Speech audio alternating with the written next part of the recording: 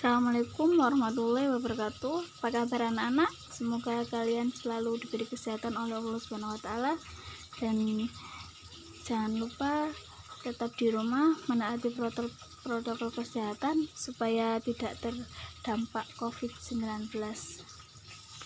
Pada kesempatan kali ini, Ustazah akan menyampaikan materi bahasa Indonesia tentang teks non-fiksi dan teks fiksi.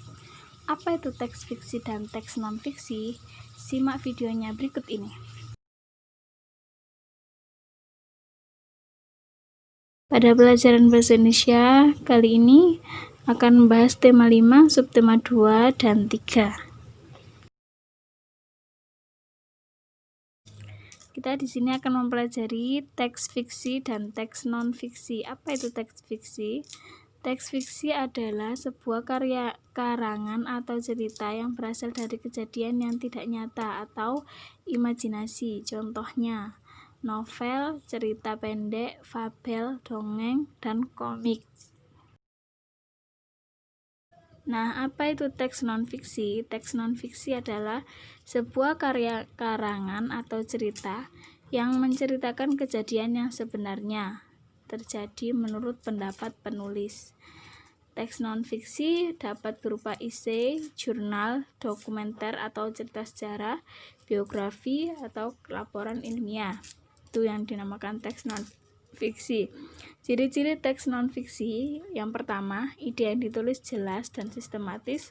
Yang kedua, mengandung informasi sesuai fakta. Dan yang ketiga, bertujuan dengan jelas.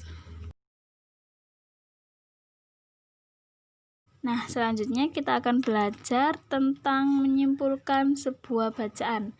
Bacaan Kapten Patimura ini salah satu contoh bacaan teks non-fiksi atau yang terjadi di kehidupan nyata menurut penulis, termasuk cerita sejarah.